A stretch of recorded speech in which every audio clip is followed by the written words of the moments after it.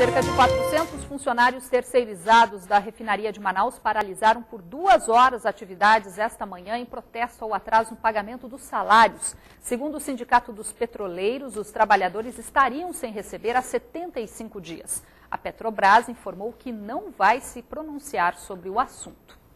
Após 2 anos consecutivos de bom desempenho, o Polo Industrial de Manaus começou o ano de 2012 com queda no faturamento. Segundo dados divulgados pela SUFRAM, a Superintendência da Zona Franca de Manaus, a queda chega a 2,51% em relação ao mesmo período do ano passado. O PIM fechou o mês de janeiro com um faturamento de 2 bilhões e 760 milhões de dólares. Dos 22 principais segmentos, apenas 4 registraram crescimento, entre eles o de eletroeletrônicos, que teve seu faturamento ampliado em 12,20%. Entre os setores que apresentaram retração estão o de beneficiamento da borracha, têxtil, metalúrgico, químico e o polo de 2 rodas. Os indicadores também mostram queda na ocupação da mão de obra. Em janeiro, foram fechados 757 postos de trabalho no Distrito Industrial, retração de 1,85% em relação a janeiro de 2011. A ministra Eliana Calmon, corregedora nacional de Justiça, participou agora à tarde do Encontro Nacional de Magistrados, o primeiro realizado em Manaus este ano. Durante o evento, que premiou mais de 20 municípios do Amazonas, além da capital, pelos bons serviços judiciais, a ministra criticou a ação de alguns magistrados e disse que a justiça brasileira precisa melhorar. Formação adequada.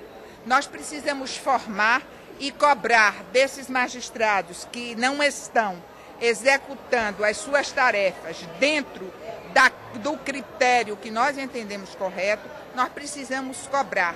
Na medida que nós cobramos, muitos magistrados voltam a ter um procedimento dentro dos padrões normais. Então, 2 coisas são necessárias. Primeiro, formação adequada para a magistratura. Segundo, cobrança disciplinar. Ninguém sobrevive sem disciplina. Essa disciplina é importante. E por isso mesmo que nós estamos fazendo com que as corregedorias tenham estrutura adequada para exercerem este papel disciplinar. A grande quantidade de lixo jogado nos rios e igarapés de Manaus tem contribuído para piorar a situação dos alagamentos. Isso porque essa sujeira descartada de forma errada, além de poluir, também entope bueiros e galerias. Sem contar que essa falta de consciência ambiental poderia também evitar um gasto imenso por parte da prefeitura.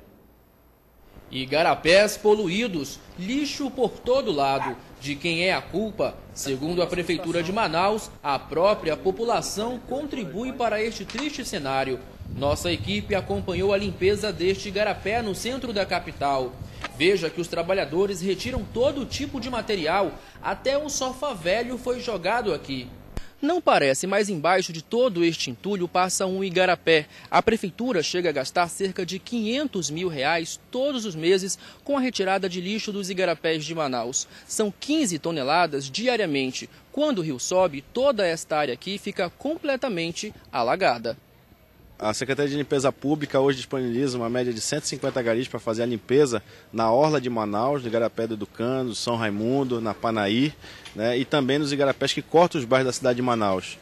Garrafas, plásticos, geladeira e pedaços de madeira, tudo contribui para aumentar pontos de alagamentos. Esta senhora mora na beira do igarapé há 40 anos e disse que fica triste com a quantidade de lixo jogada aqui. Segundo ela, os próprios vizinhos contribuem com a poluição do local. Quando chove, a situação piora. Alaga tudinho as pontes. Alaga tudinho mesmo a ponte. A prefeitura também confirma a denúncia de dona Eliana. A população precisa estar mais consciente. Tudo isso, a população se separar na sua residência e colocar para coleta seletiva, então, além de não sujar os igarapés, não entupir bueiros, então, no período de chuva que nós estamos, ainda esse material destinado corretamente ainda vira renda para famílias carentes. Quando a gente vira de costa, é geladeira, é resto de madeira, que os caras estão reformando a casa, jogam tudo na beira do igarapé. Há alguns anos, a maioria dos igarapés de Manaus eram utilizados como balneários. Com o crescimento desordenado da capital, algumas famílias passaram a ocupar a margem. poluindo as águas e contribuindo para piorar pontos que geralmente alagam com a subida dos rios. A cheia deste ano no Amazonas pode ser ainda pior, já que bueiros e galerias estão cheios de lixo. Por isso, a água já invade casas e até lojas no centro de Manaus.